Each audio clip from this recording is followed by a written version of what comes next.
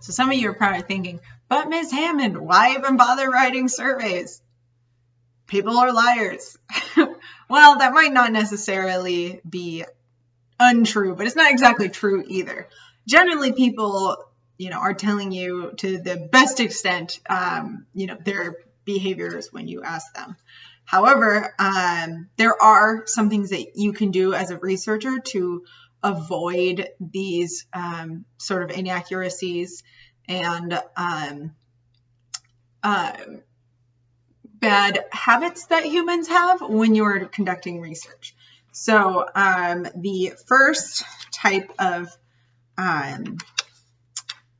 response set, so a response set is a certain pattern of responding that people have when they're completing a survey, is acquiescence. Yes, yay saying, yes saying. So I just looked this up. Google how to say this. I feel like such a dork. Anyway, a lot of times when people are filling out a survey, let's say you've got like a 10 item, scale on subjective well-being, some people will be like, yes, yes, yes, yes, yes, sure, yes, or 7, 7, 7, 7, 7, 7, because people tend to have sort of a yes bias with others. They tend to want to please other people, even researchers, and just because humans are so social, they're social creatures, that can sometimes get in the way of meaningful research. You don't really want that information if people are just saying yes all the time. So,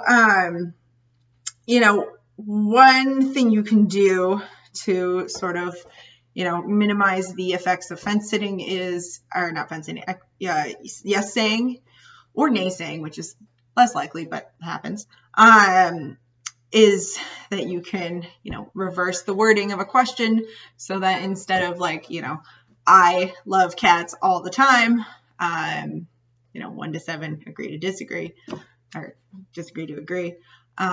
You can go, so say something like, I don't like cats at all. And this question means the opposite. So you have to reverse code it in order for like liking cats to mean 7, like all your other items, if that's what you're studying. Yes saying can be an issue, but reverse coding is a good way to address that. So another kind of response set that people like to stick to is fence sitting. And this is especially when you're talking about a controversial topic, such as, abortion, or, was the former president a good president, or, what's better, cats or dogs? Just kidding on that last one. But one thing people like to do is they'll just be very neutral. They'll just, hit that. If it's a Likert scale 1 to 7, 4 is neutral. They'll just 4s all the way down. They refuse to pick a side. So if that might be the case, if you're studying something controversial, it might be worth your time to get rid of the neutral option. And the way you do that is, instead of having a 1 to 7 scale, you have a 1 to 6 scale. Now now the 4, has a slant. It's on the agree side, or the yes side, the high side, versus just a true neutral.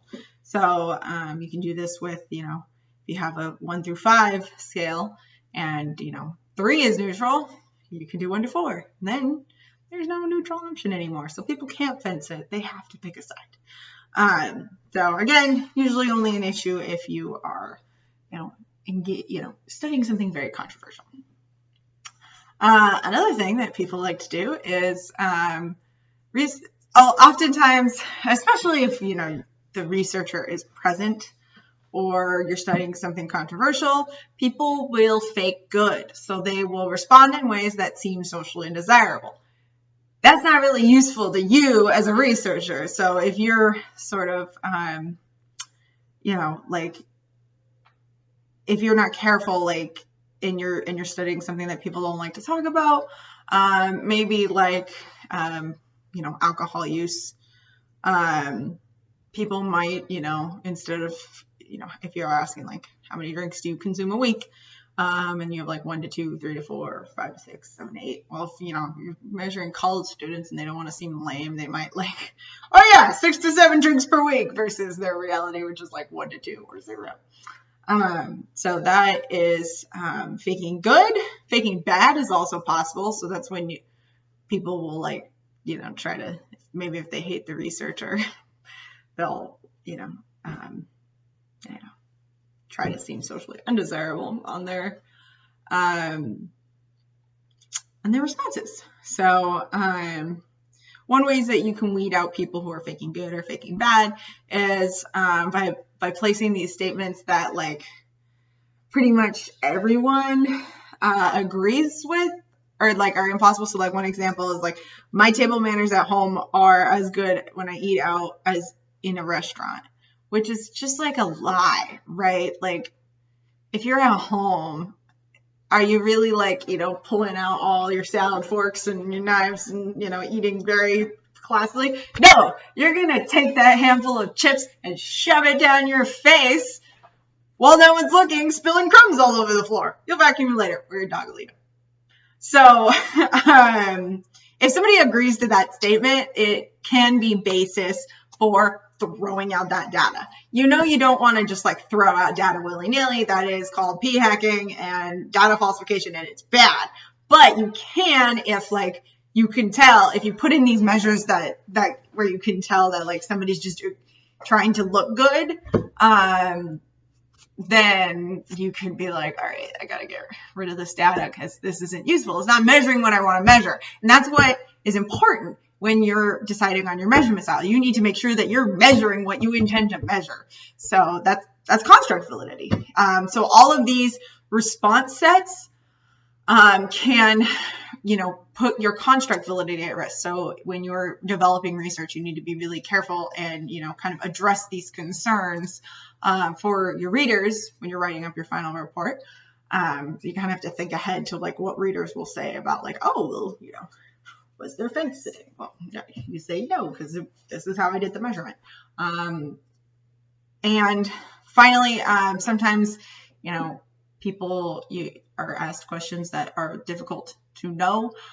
So like things like cognitive processes, people can't really like, you can ask people about their cognitive processes, but like a self-report measure isn't really the most appropriate way to measure cognition because, people don't really know what's going on in their brain. That's something you will learn if you remember from, like for example, everyone thinks that memory is bad. So if you ask, people about their memory and you're like, do you have a good memory? People are going to be like, no, my memory is terrible. But in reality, memory is purposely fallible because if you remembered everything in your life, you would be a very sad and unhappy person. It's called the 7 sins of memory. We can talk about it later if you're interested. Come to office hour and I'll tell you all about it. But like, asking somebody about what's going on in their cognitive processes, not useful. They just can't know that because that's the way the brain works, is the brain just works.